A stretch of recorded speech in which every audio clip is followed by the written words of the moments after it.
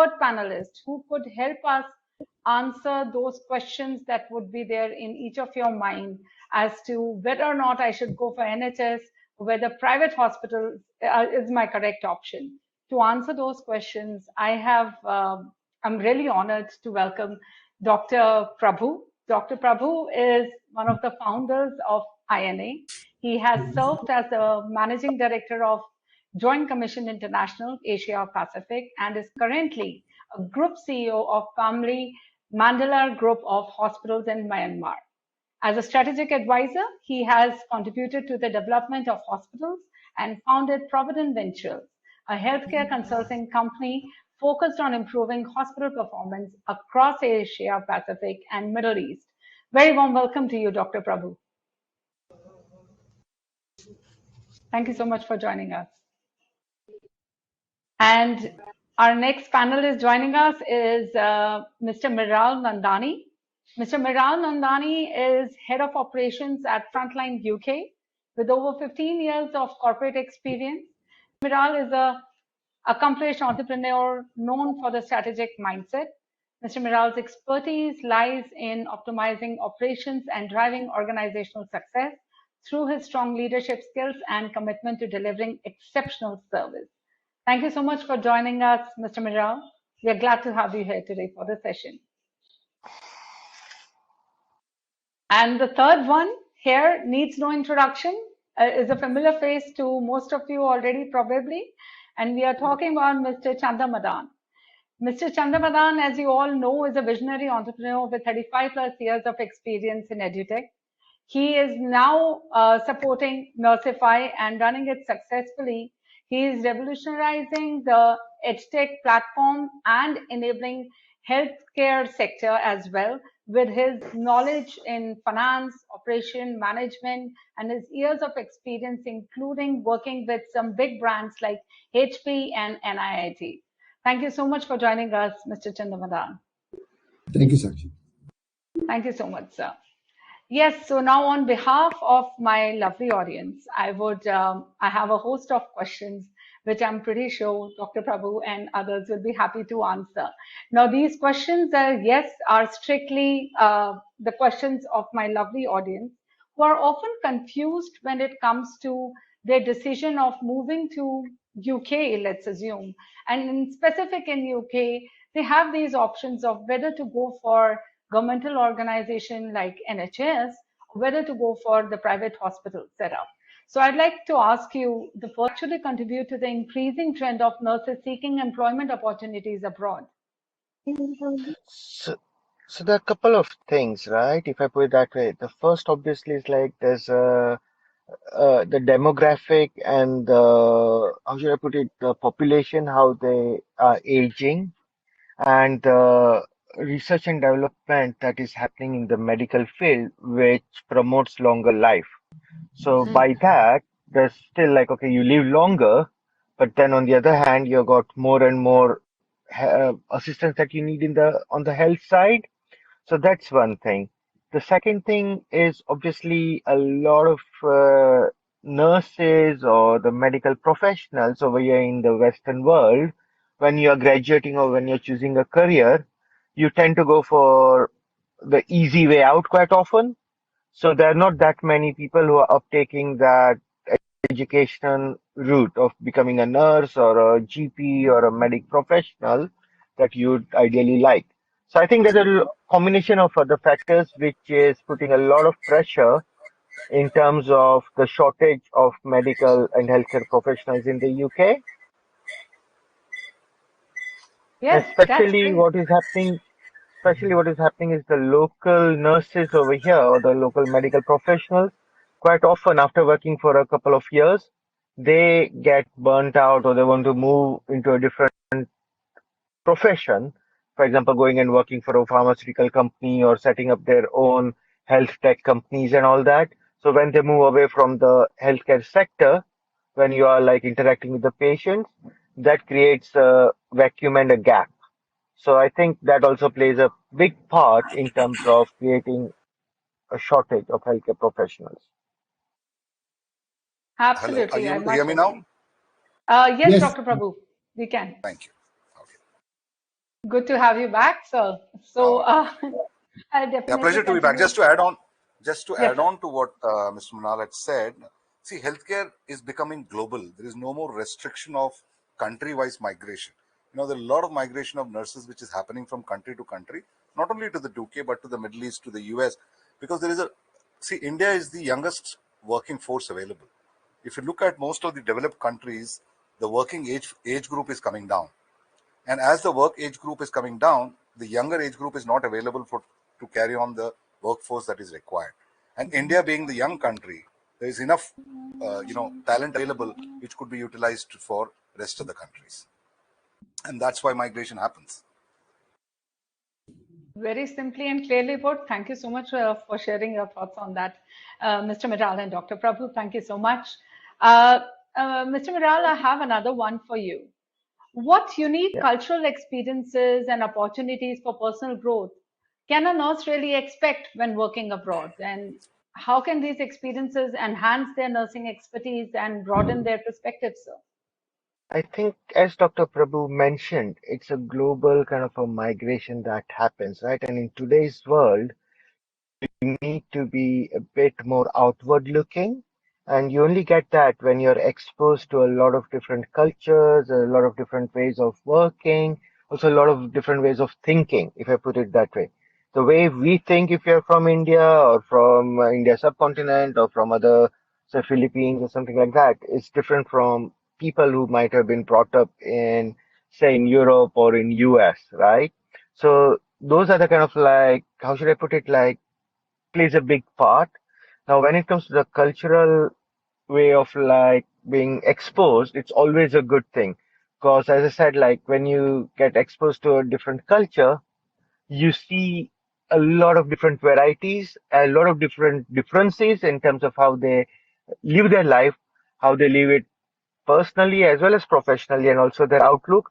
But on the other hand, there's also a common factors which are quite similar, if I put it in terms of like your ethics, in terms of your honesty, in terms of, what is right, what is wrong. So those things are quite similar across various culture. But when it comes to the differences as well, you can see like somebody may think of like, hey, working on Sunday is not good because you want to go to the church, for example. Whereas some people might say like, hey, it is okay to work on a Sunday because you get double the shift allowance or whatever, right? So it's that again, that different mindset. And by having exposure to different cultures and different mindset, you start appreciating that as well. In terms of festivals that you celebrate, different kind of food, different ways of kind of like uh, thinking and interacting and bringing up your own family as well. So I think it's always a good thing to get exposure to as many different kind of like cultures as you could get exposed to, because it always helps for your personal development as well. And by that, your professional development will happen as well. So it's a very, very good thing to get that exposure. Absolutely, I much agree with you, sir. Thank you for that. And exposure is what gets us accommodated to the new country. So till the time we'll not try out something new, we will not learn anything new. That's pretty right. Now, Mr. Chandar, I have the next one for you. What are some of the benefits of international nurse mobility in terms of their career advancement, professional development, and the acquisition of specialized skills and expertise? Sure. So I think there are plenty. If you take the example of, let's take India example itself, right? If you have a nurse moving from, let's say, Bihar, UP, to Delhi, right? They see a very, very different world, and within the country itself, there's a culture.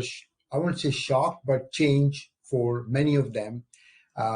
So similarly, I think when you move internationally, your horizon just broadens, right? Uh, Simple things like you get used to the facilities of a new place, the convenience and the stuff that you get. But I think more importantly, you are exposed to different cultures, so there's a very Rhythm. different view. How do you deal with, let's say, let's say if you go to UK, how do you deal with Britishers, right? It's a country of a lot of sorries and thank yous, right? But if you don't, if you're not used to it, I think it's you need to first quickly get used to it, number one, and number two, it just broaden your horizon. That there's a different culture, there's a different way of looking at things. Simple things like a lot of us who move from India or Nepal or any other Indian subcontinent or anywhere in Asia, I think particularly Indian subcontinent, uh, very very simple example that when you're walking on the road, uh, the pedestrians don't get preference, right? A car will just zoom, zip by, and won't even, they get preference. But if you go to UK or any other country, the cars will actually wait if you are crossing the street. That's a major culture shock or culture difference for many of them. I think from small little things uh, to career, you get very different exposure. You get to work with very different professionals, and you end up growing, professionally and personally as well.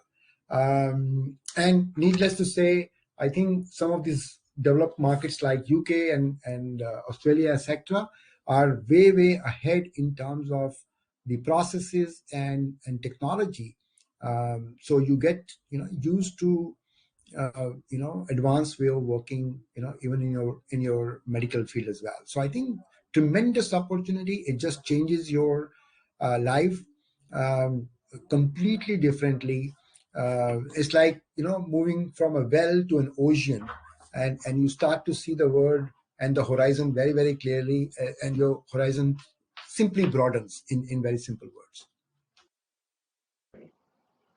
Absolutely, sir. Thank you. Definitely. The horizon definitely broadens once you step outside of the comfort cocoon that we all are in. And definitely that'll bring more positivity in terms of whether professional or personal development. I much agree. Uh, Dr. Prabhu, if I may ask you, today for these nurses who are planning to go abroad for an overseas job, what would you recommend are some of the main destinations that are attracting the nurses today?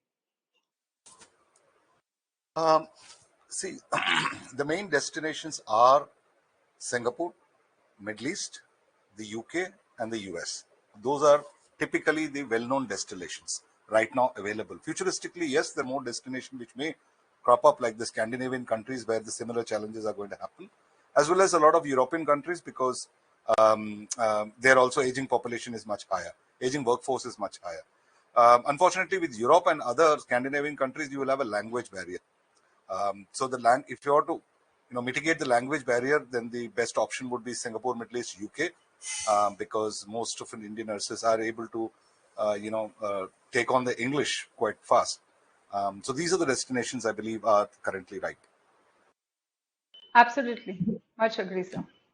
Yeah. Yes, sir. So just wanted to add to what Dr. Prabhu said. I think certainly these three countries are one of the best.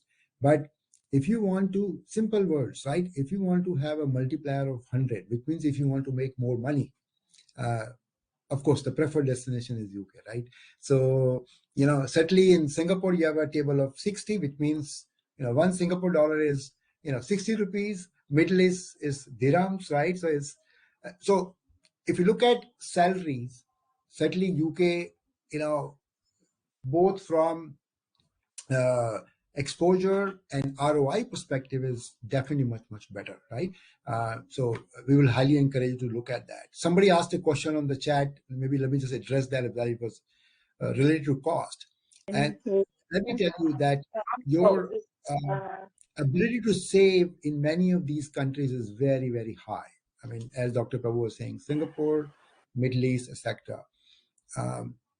As a simple comparison, if your salary is, let's say, 25 or 30,000 rupees in India, you'll be able to save at least 3 times of that in UK after taking out all the expenses. Maybe 2 to 2.5 times, maybe 2 times in Singapore, and similarly 2.5, maybe 2 times in Middle East as well. But certainly UK stands out. Yeah. Yeah. Just wanted to add. Just to Thank add you. to that, I think the other thing that you need to look into, if I put it that way, it's like, say, UK is one of the very few countries where you can get permanent residency and citizenship when you emigrate over here. If you go to Middle East, you'll never get that. Plus the working culture and the working life and all that is a different discussion in terms of how they treat their employees. Singapore is a nice country to go to as well, but you'll never be a citizen over there. So for long term, this thing, settlement and all that, I would, as Sundar mentioned, UK is one of a very attractive proposition for your family as well in the future, because you would be able to emigrate here with your whole family, plus all of them will be able to get citizenship as well after completing 5 years over here. So that's a big plus side of coming to the UK compared to the other countries. Absolutely. Much agree with all three of your perspective. There are quite a few options, as Prabhu sir definitely mentioned. But yes, those who are looking at economically growing and looking the other perks of getting citizenship, I think UK becomes the go-to destination for right now. It's red hot. Now, if we are considering UK, then, Mr. Medal, I have another one for you. What specific benefits and perks are offered in private hospital jobs that may not be available in NHS position? So coming back to that, I think there are a couple of things that I would highlight, right? First of all, if I look into, say, if you're coming to a private hospital, you are basically treated as a very exclusive kind of an employee over here as well. Like you're like, oh wow, you're working in a private hospital compared to the government sector over here. So over here, it's a bit different compared to India subcontinent. So people working in private hospitals are more kind of like valued and they've got more respect. That's one thing. Second thing is the higher higher salaries and the faster processing time compared to the NHS. So the private sector has got higher salaries, and to process all your documentation and coming over here is very much quicker in private hospital. Secondly, you also want to look into the flexible working hours. So if you're working in a private hospital, you got more flexibility in terms of your day-to-day working and your shifts compared to working in NHS. People working in the government sector over here, after 3 to 4 years, they get burnt out. They are not able to continue working because of the pressure and because of the inflexibility around your working time and your working hours. So as I said, like flexible working hours, reduced workloads, higher salaries and faster processing time gets a bit more kind of like what do you call uh, uh, how should I put it? Not so these kind of things are very much valued over here. The second thing is also like on the other side, you got the state of the art facilities and equipment in the private hospitals, whereas the NHS over here, being the government sector, the disadvantage is like there is always a fight for funding. And when there's a fight for funding, you're not able to upgrade your equipment and your facilities as you would normally expect, which happens in the private sector over here. Plus, say if you're a nurse, if you want to specialize, you get more opportunities in a private sector. Along with it, when you go and work in the NHS, you start at the bottom level. You will be working with nurses who might be a bit senior to you in terms of 1 or 2 years since they've come to the UK, but not in terms of their experience. So, say if you're 25, 27-year old, you might be reporting into a nurse who might be 23-year old. So, because she has been in the UK or she is from UK, whereas in the private sector, you are working straight away with your competent colleagues. Plus, you will be working straight with the consultants who are the MD level that you get over there in India, in Nepal, and in Philippines and all those countries. So you will not be working with junior doctors, but you'll be working with consultants. You'll be getting that exposure. You'll be getting more opportunities to specialize and to learn. Along with it, higher salaries, like you get state of the art equipment. So all these things play a big part for longevity of the career and also to settle in well with in the new country. Absolutely, much agree. Thank you so much for sharing. There are just too many positives, definitely. But I have another one in my mind, and maybe Mr. Chandar, if you can help me understand this and help my audience. How does the work-life balance actually differ between a private hospital job and NHS? And what accommodations are provided to support the nurses' personal and family commitments in private setting? Yeah, so I think as Miral mentioned, there are flexible working hours. Um, Number one. Number two, the other key difference is, see, it's like NHS is serving the mass market, right? Um, and there are, of course, long queues with emergencies, with I think the critical services being served by NHS, you end up working longer, much longer hours, because A, there's a long patient waiting time. B, I think a lot of the private hospitals stick to the core, surgeries, and they don't get into ERs.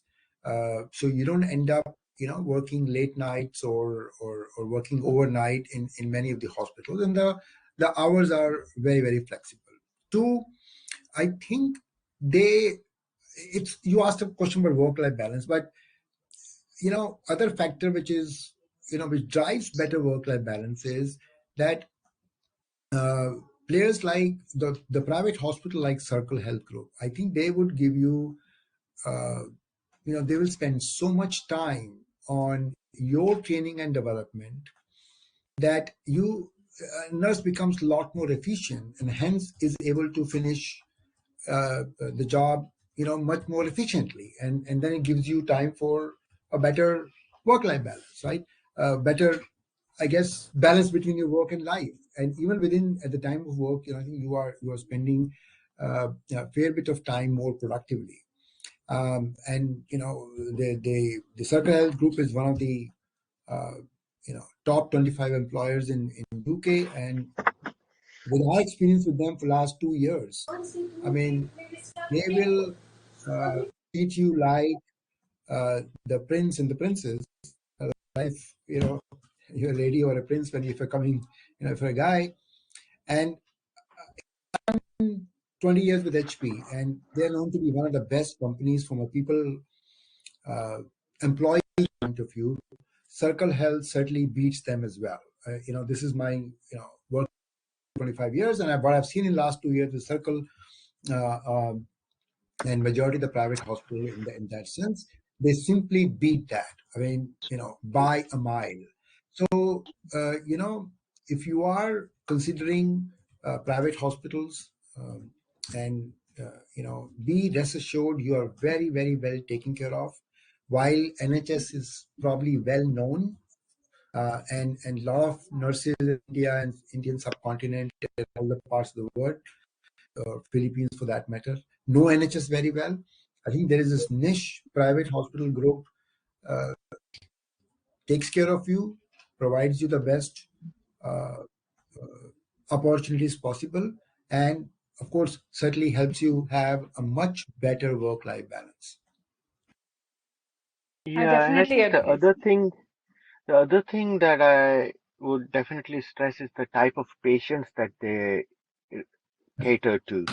So if you look into the NHS, anyone and everyone can access the service, and there's a lot of abuse going on. So as a nurse or as a medic, the patients can behave the way they want to in terms of verbal abuse. NHS can't do anything about it. It's a very, very kind of stressful environment, if I put it that way. Whereas in the private hospital, the kind of patients who come over there, they know that, hey, it's more of a customer centric, customer patient centric environment. They'll be taken good care of, right decisions will be taken, and whatever the nurse, the doctors, and the staff are working on, it's in their best interest. So you'll get a different type of patient, I would put it that way, that you will be looking after as well. And I think, hence over here, as I mentioned, there's a lot of burnout in NHS.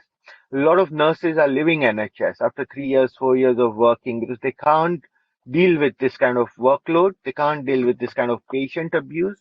they can't deal with the working environment.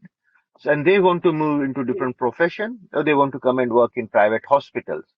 So there's a kind of a shift which is happening over here in the UK itself, rather than forget the overseas and where they need to choose, but over here as well.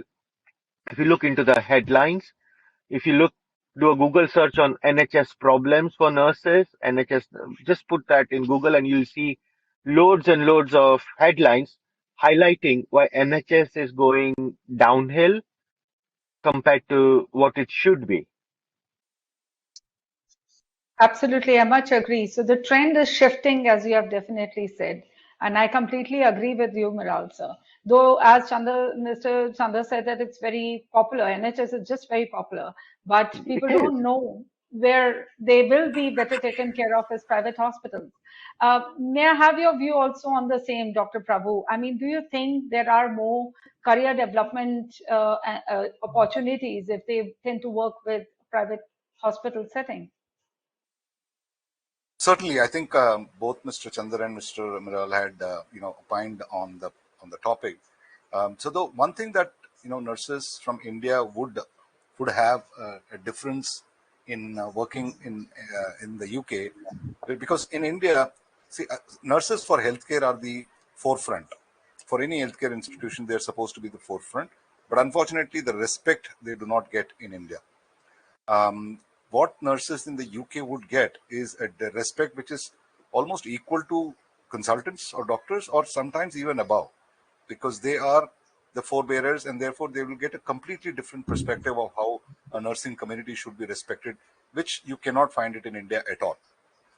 Almost similar is the difference between NHS and private hospitals in the UK. Because of extreme workload, everybody is in a state of irritability, and therefore constant bickerings and constant shoutings within the team members happens, and therefore you tend to lose a lot of respect. Unlike a private hospital where the allied people come, so you can't have that kind of behavior in public in a private sector, and therefore the opportunity for a nurse to have a moral dignity in place and at the same time able to provide better service at a eased pace. I wouldn't say at a hectic pace, because when you do at a hectic pace, you tend to make mistakes. And when you're doing it at an eased pace, you tend to be able to do better for the patient, which is the purpose of the nursing community. Absolutely. Much agree with you, sir. Totally. That brings me to another question, Mr. Miral, and I'd like to pose this one to you. There is often, obviously, you all have almost addressed that the workload and pressure at NHS is extremely high because, patients find it maybe more affordable, so they pour there a lot in quantities. So in terms of workload and patient to nurse ratio, how does a private hospital actually manage this workload? Do they pay attention that none of the nurses are actually burnt out and they rather have a learning at their job?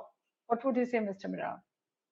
Yes, so if you think of it, so over here, NHS is free for everyone to access it. Okay, so what happens? Like anyone and everyone has got access to NHS, and that builds up a like what do you call delays in terms of getting access to the treatment that you want. Now, going to a private hospital, there are a couple of things. First of all, you need to have the insurance, or you need to be able to afford the treatment. Okay, and thirdly is like sometimes the private hospitals have got a contract with the NHS where they treat NHS patients. So those are the three kind of like patients who can come into the private sector. Now, predominantly the patient, like I would say 95% of the patients would be the one who got insurance or who are paying themselves, right? So to provide a good patient care, you need your employees to be happy. If your employees, I mean the nurse and like the support staff, if they are not happy, it's very difficult to translate that into the care that you provide to your patients.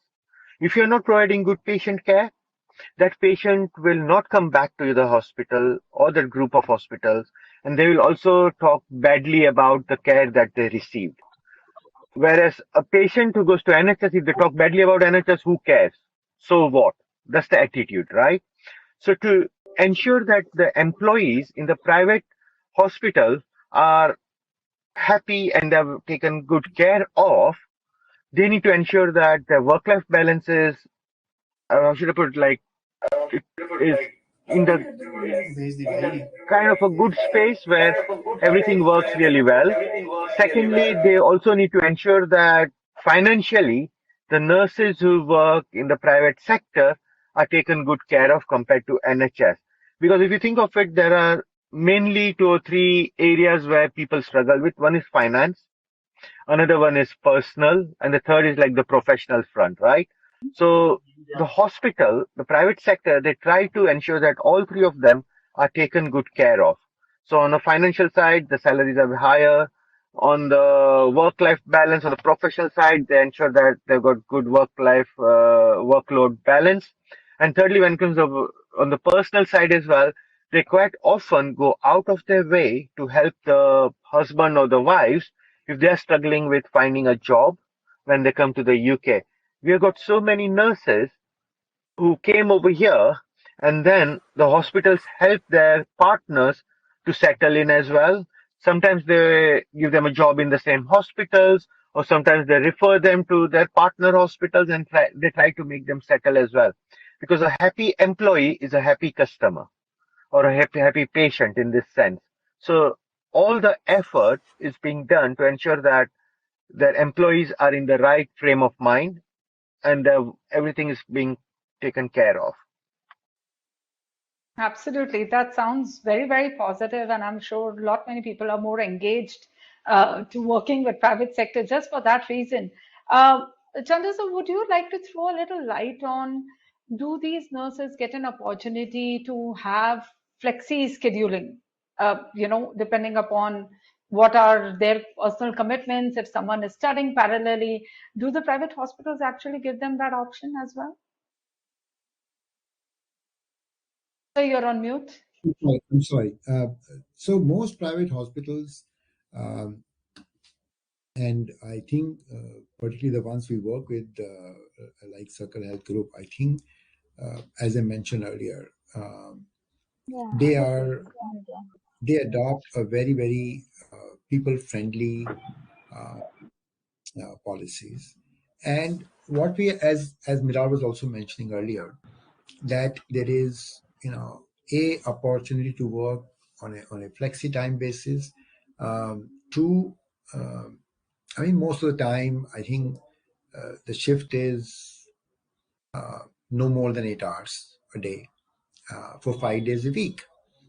Compare that to a average nurse working in India, Nepal, or Philippines is at least 10 to 12 hours. Okay.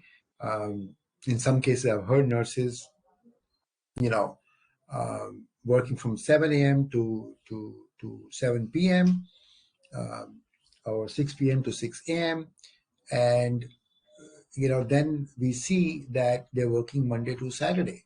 I think compare that to 37.5 or 40 hours a week, and then on top you get the flexibility. I think it's most private hospitals would offer that, and I think those who are, but in NHS can't happen because there's already a shortage, there's already a long queue.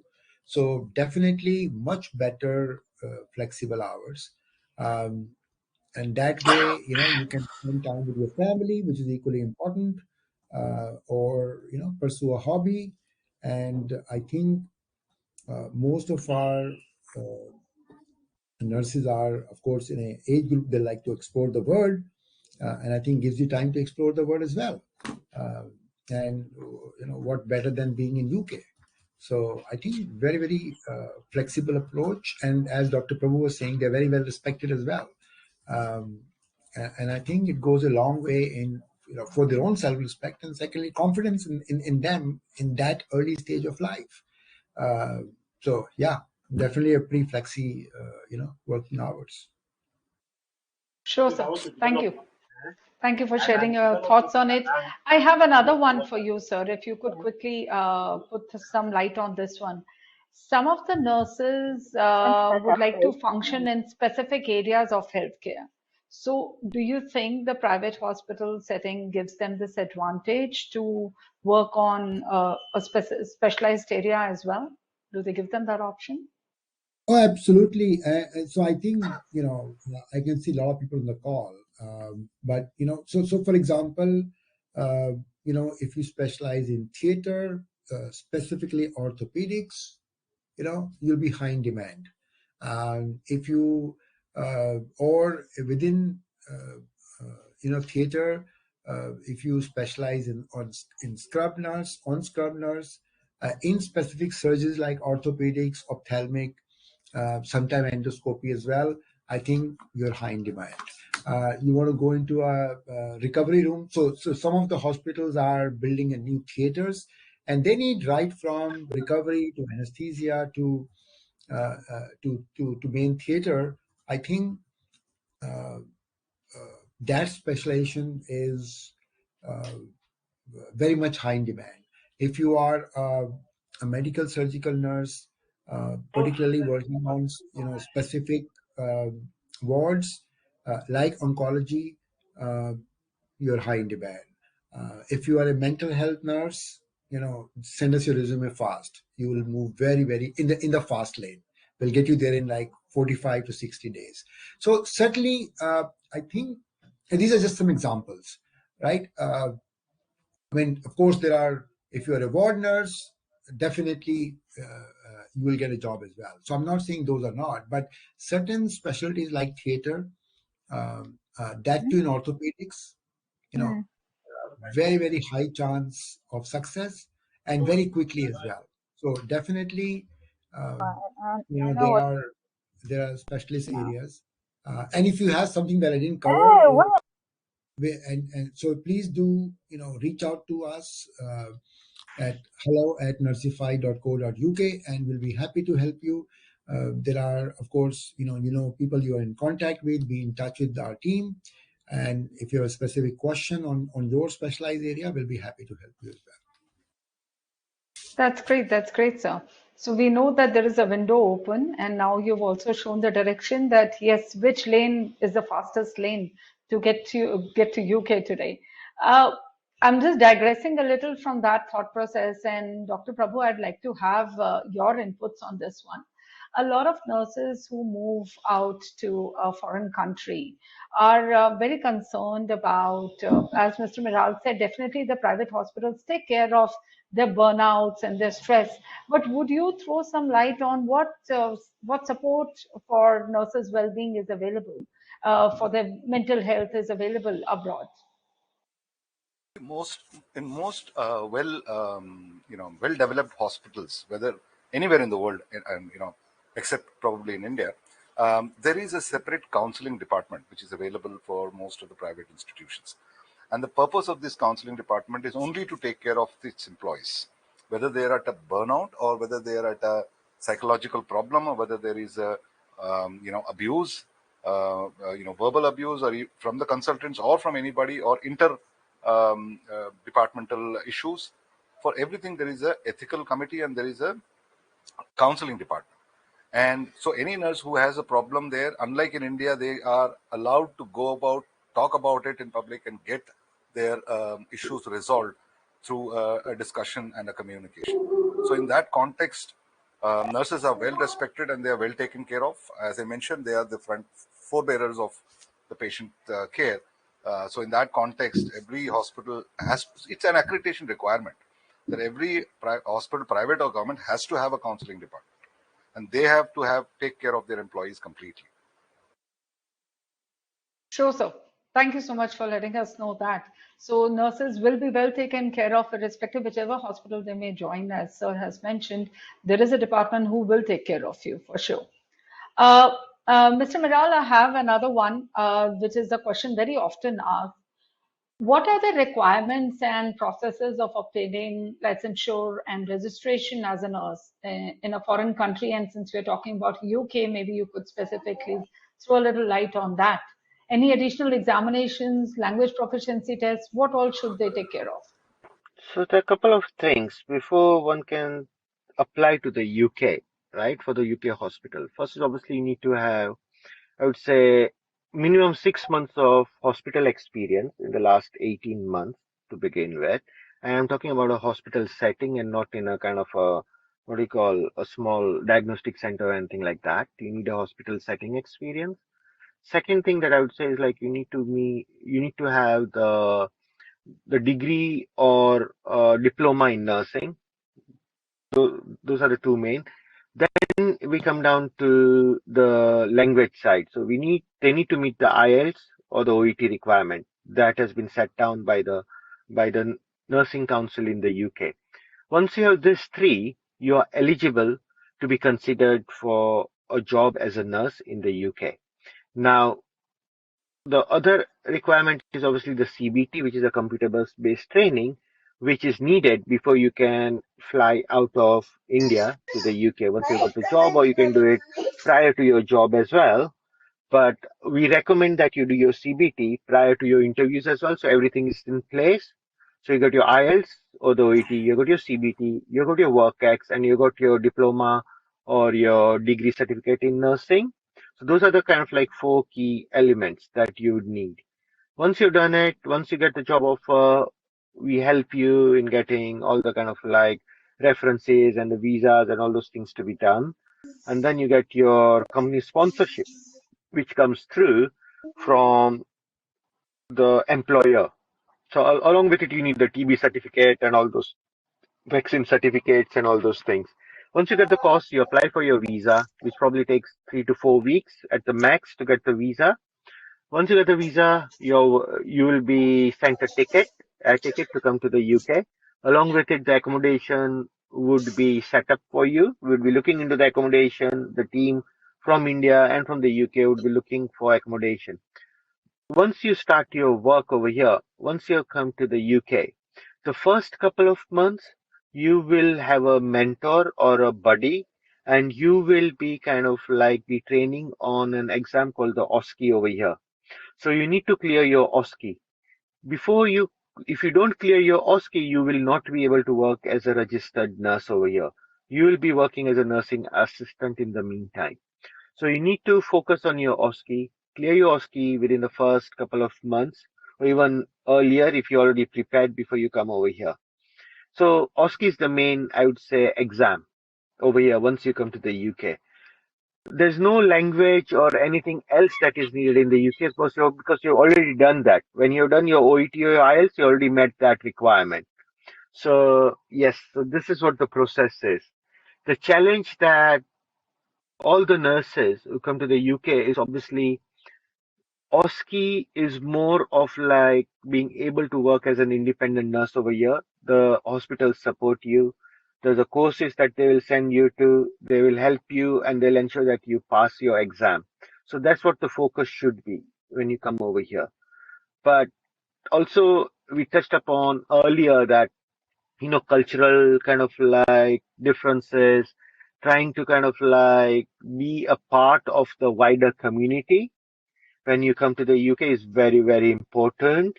Trying to make new friends, trying to acknowledge and appreciate other people and their other cultures is quite important to be successful in settling over here in the UK.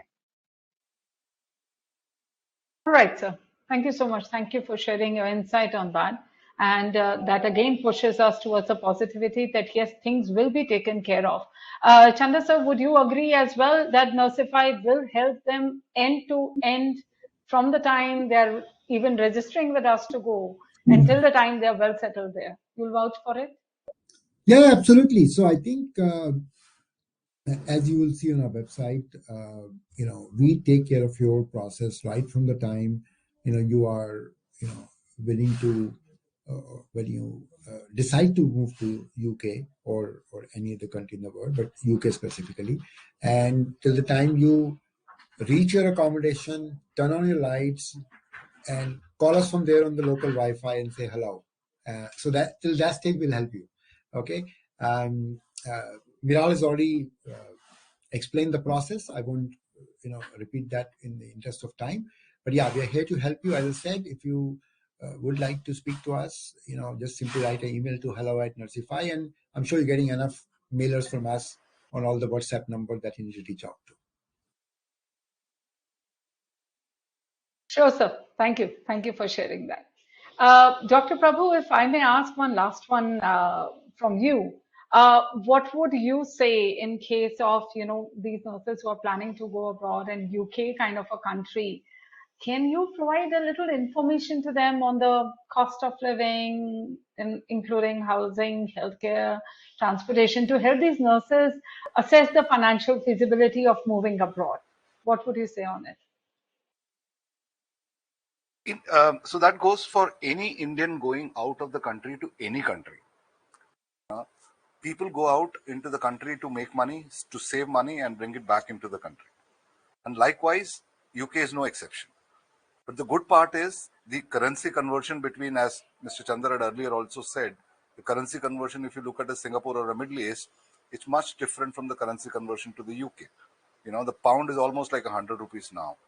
So even if you're saying, even if you're, let's say, saying about £1,000, you're actually saving so much that you bring it back home.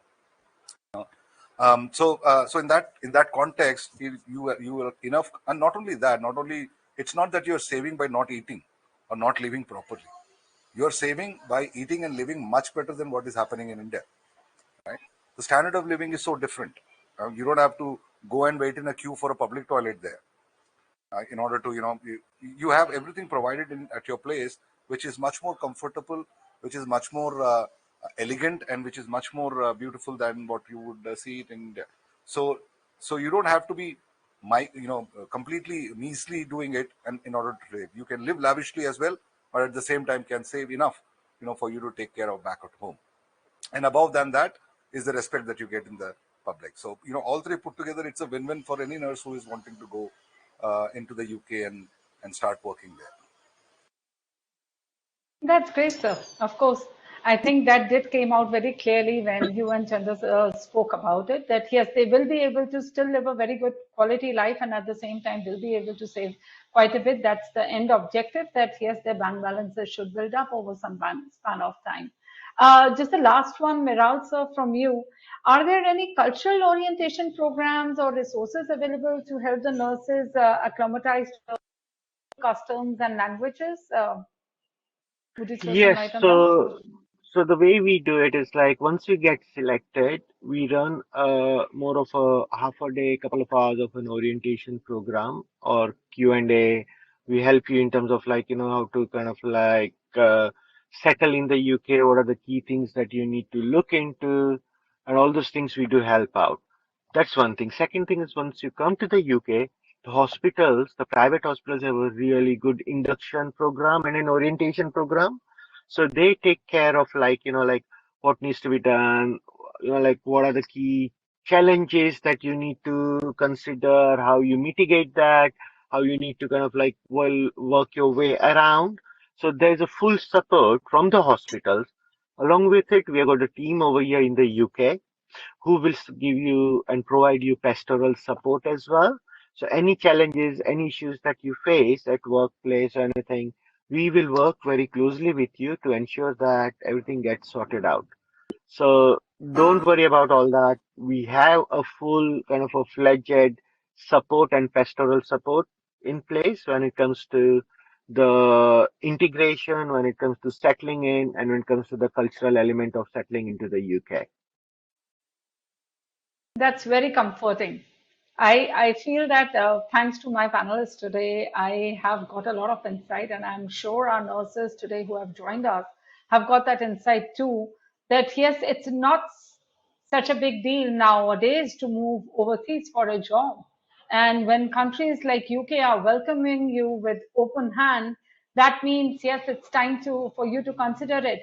So once again, trying to show you a successful, very successful story that a couple of nurses have been happily sharing with us on their joining in Droitwich. Let me play this video for you all.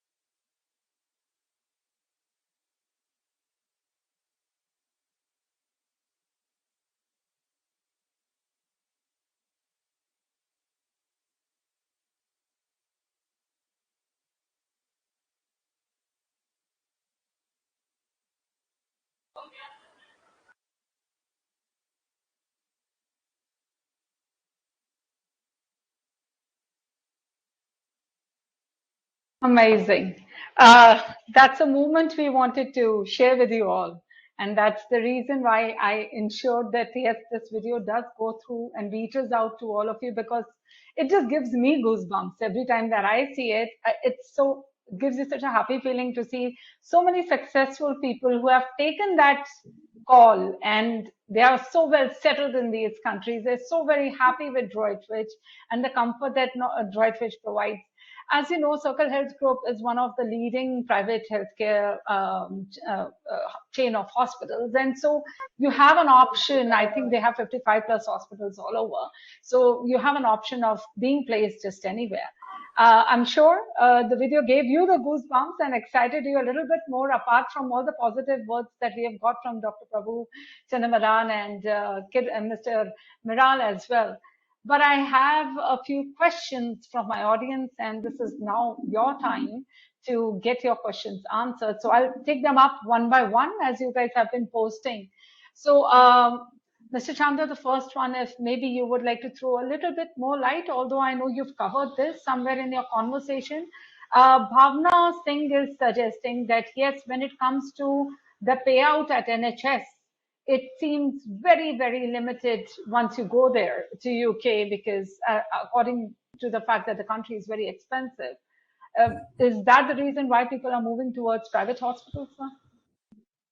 Yeah, absolutely. See, definitely the two things one ought to look at, right? One, generally the private hospitals are paying 10% more than 10 to 15% more than NHS, right? Number one. Number two, I think the training and development that's available at private hospital is simply second to none, in my humble opinion. I think I mentioned earlier, um, they would always err on the side of employee, and some of the nurses, by the way, um, have received tremendous amount of training opportunities for the jobs, that they have really moved ahead, or have been promoted in some cases within 6 months to a year. So if you're capable, if you are um, you can prove yourself and you work hard, I think sky is the limit in most of these countries, especially in private hospitals. Whereas in NHS, नहीं 2 महीने you पहले will काम move किया at a वो snail's वैसे ही pace. दारे वाले शोर में चाबी So, so you will move, as per the process. So because they have to follow the process, they are funded by the government, right? So certainly, I think from an overall package perspective, you get a better deal, you move fast, and at the end of the day, certainly pay is higher. And by the way, with these private hospitals, um, we have access to 250 hospitals now. Okay, with four major private hospital groups in UK, so we can virtually place you in any corner of UK. If you want to save money, we can send you to Scotland or low cost areas. If you want to enjoy life and don't care about money, we can send you to London. If you like to go to a mediocre kind of mid-type place where you can enjoy life and still save money, we can send you to a different city. So we have access to pretty much every city of UK, and the earning potential is simply, or saving potential is simply huge. As I mentioned earlier, if you get 20,000 rupees or 25,000 rupees in India, the earning potential without the overtime is 4 times. So choice is yours. Absolutely. I think that's loud and clear already, sir. Uh, I'd like to share the next question maybe with Dr. Prabhu, if he can help us understand. There's a question, one more from Bhavna Singh. She says that, where is the security? Is it more with NHS or is it with private hospitals? What would you suggest, sir? But for a start, I would start suggesting that there is no such thing called security. Wherever you are, whether it's in India or US or UK, well, there's no such thing called security. Typically, what happened with Brexit, suddenly the country decided to go into Brexit, and you saw the entire Eastern European population of nurses have to go back, and they felt a sudden shortage of nurses. no such thing called security. However, the good part is However, the good part is when private hospitals hire nurses, they ensure that the nurses are being trained properly so that they're able to do their job well, and as long as they're doing their job well, there is a fast forwardness of their growth options.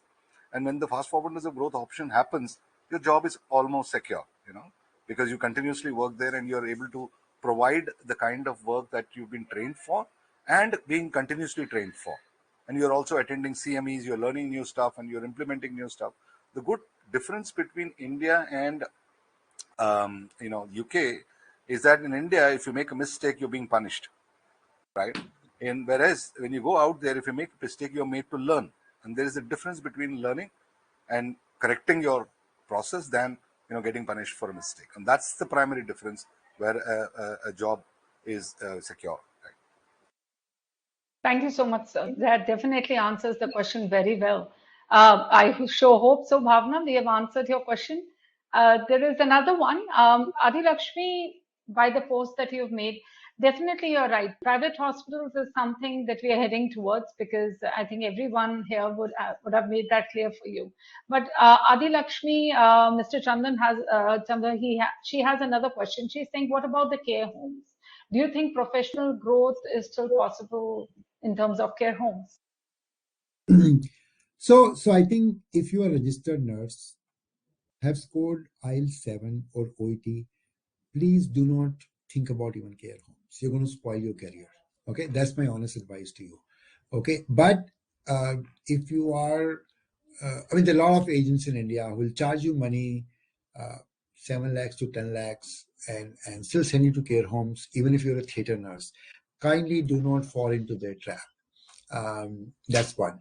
Two, but if you are a nurse who think you can't clear your IELTS exam with the level 7, try OET. If you still can't clear OET, then I would say care home could be your choice. Go for it. Care homes are as good a role as a registered nurse, just that you don't work in clinical settings there. You'll be working with old age home, mental health patients. So it's a very different kind of a job. But if you if you go there, you will of course learn more about the culture and the country. And what you can do is, after working for 1 to 2 years there, because you worked in English-speaking countries, you don't have to appear for IELTS. Then you can try for a registered nurse job. So my advice, if you are a registered nurse, try to clear your IELTS or OET and go for a registered nurse job. It pays better and you will grow much, much better. Two, if you can't clear your IELTS and OET, then I would suggest go for a care home job. And it's free. Don't pay any money to anybody because it's absolutely free to get a job in UK. Go to a care home, work for 1.5 year. And if you work in English country like UK for 1.5 year, you can straight away, you don't have to appear for IELTS ever again. And you can then move to a private hospital or NHS for that matter. Yeah. Okay, thank you so much for sharing your insight on that, sir. A couple of other questions I think Mr. Chandra has already answered for some of you. That yes, you can continue to complete your education ahead if you wish to once you're there. That's not a problem. And Mr. Miral has also answered your question on OSCE clearance. So those who are fearing that they'll have to come back to India, no, you don't have to, because be rest assured, as Mr. Miral has shared, that there are 3 chances to clear your OSCE. And there's been not a single case of any nurse who has failed ever. So the private hospitals definitely are taking the pain to ensure that, yes, you all clear your OSCE exam. And I'll take up the next one. I have a question here from Mohammed Tariq Hussain, who says, how can my dependent can do higher study? How can my dependent do higher study in nursing institution will help us? I'm not sure, Mohammed, what you exactly mean. Mr. Chandra, do you think you've got the idea? Would you like Yeah. to answer? So let me try to answer that. So I think if you by dependent, if you mean children, yes, the education for them is free. The government will take care of that.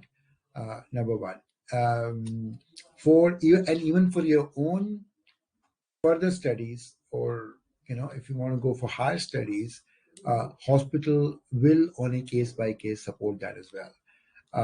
Many of the private hospitals, Circle Health Group included, um, will go all out to support your higher studies as well if you're interested. So I think a great supporting system that you will get there. Um, but if you're saying your spouse will go for studies, then I think you'll have to probably sponsor it yourself. But if your kids are taken care of, studies are taken care of, you don't have to worry about that. Hope I answered that question. Absolutely, it's loud and clear, sir.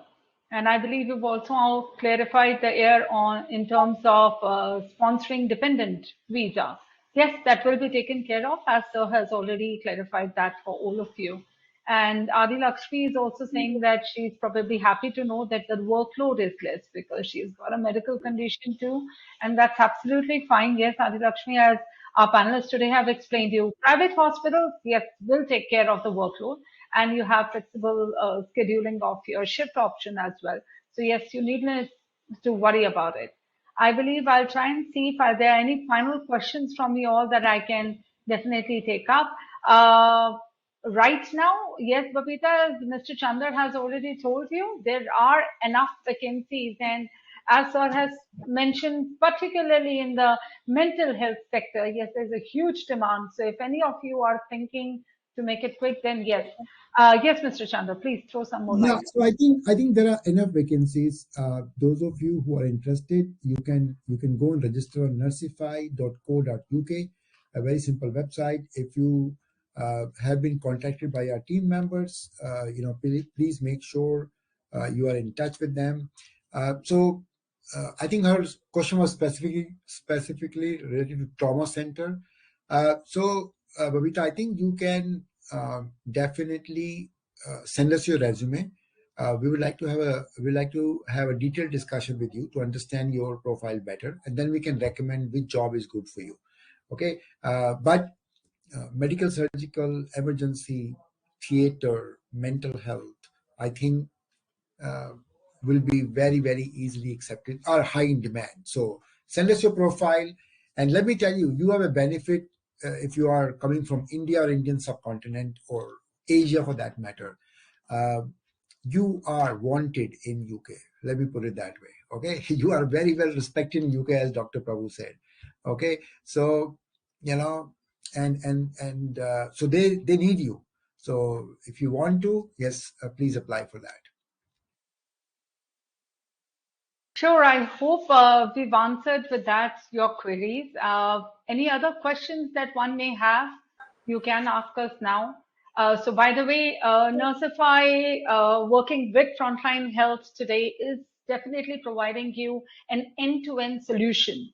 So, needless to say, our website has already been put up in the chat box for you. You have a question, you can just mail it to us on hello@nursify.co.uk. Reach out to our website. You can post your query there, and we will reach out to you to answer any other doubts that you may have. Let me, before I share my thank you note, take up one last one. Roy Verghese says, what about if you can go together with the family? So would you like to take up, Mr. Chandra? Yeah, so I think if I understand the question right, that you know you like to go along with your family in the first go itself. I mean, I do understand.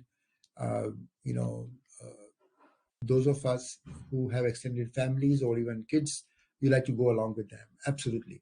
I think usually we recommend that because there is a you need to clear OSCE, and that will require 3 months of rigorous practice and rigorous training.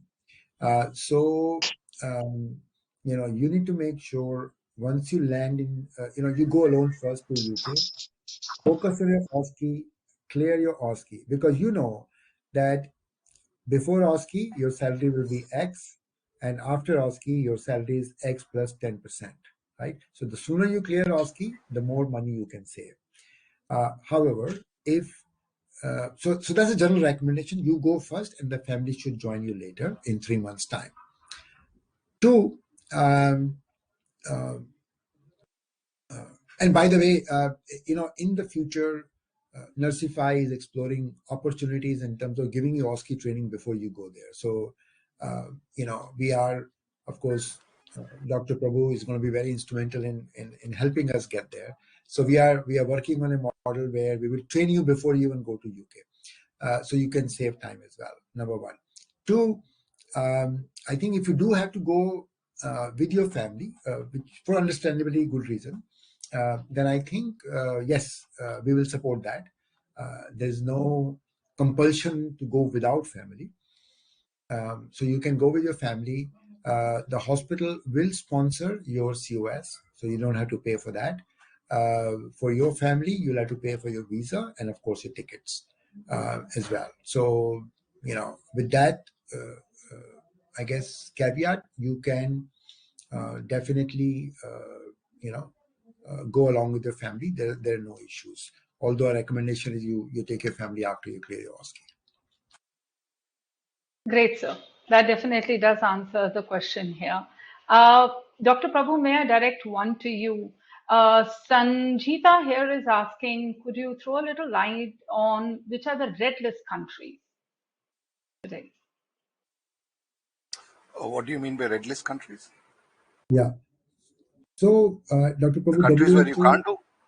Yes, sir. Well, Yeah. Go ahead, please.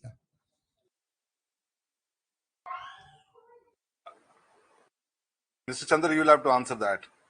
Yeah, sure, no problem. Thank you. So I think so. WHO has issued a list of red list countries where the nurse to patient ratio is much lower, and that's why many hospitals in the world, for example, UK won't hire you. So Nepal, so NHS won't hire you. Nepal, Kenya, most of the South African countries, and Pakistan, Mongolia. Also, we'll send you all of this is available on our website. Have a look at it. But countries. So Yeah, that's yeah. yeah.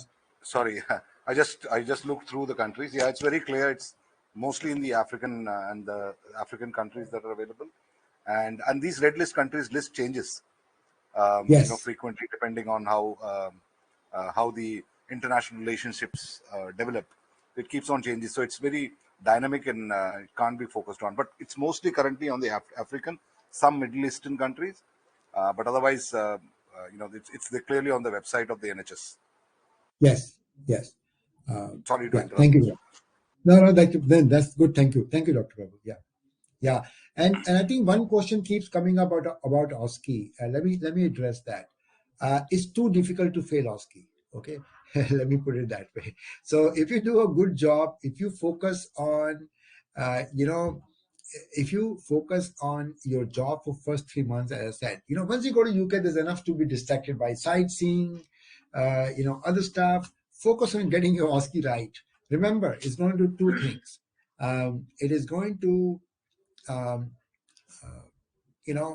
help you get better pay. Two, you can practice independently. Three, I think you don't have a supervisor or mentor over your head. But yeah, I think 3 attempts are given. And by the way, for all the 3 attempts, hospital is paying you for the examination fee as well. Okay, so you can ask for more. But in the unforeseen circumstances, you do fail after three attempts. You can always go back to care home. You can work as assistant nurse. All the options are possible there. God forbid if you still can't do that, unfortunately you have to go back home. But as I said, it's very hard to fail OSCE. Okay, if you know your job, you will get through. Okay, it's like somebody asking. It's very difficult to face in a mother tongue exam like Hindi or Kannada or Tamil or whatever it is, right? If you fail your mother tongue exam, Matrabhasha exam or mother tongue exam, then I think you are, yeah. Okay, let's move on.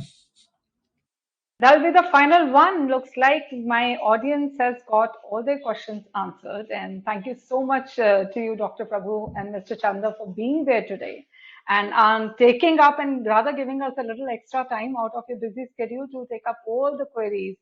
And yes, just for my audience, everyone, I have posted the contact details of Nursify. If you have any further questions, we'll be happy to get them answered. You can mail them to us or contact us on our website and the numbers provided. Well, I'll take this last minute to thank from bottom of my heart, Dr. Prabhu, for taking out this time. And we got valuable insight thanks to you. My pleasure. Thank you, Dr. Prabhu. Yeah. Thank you so Thank much, sir. you. Thank you, Mr. Thanks, Chandra. Sakshi. Thank you for sparing the time. Thanks, Thank you. Sakshi. Thank you. Bye. Thank you, everyone. We had a nice evening thanks to you. Thank you.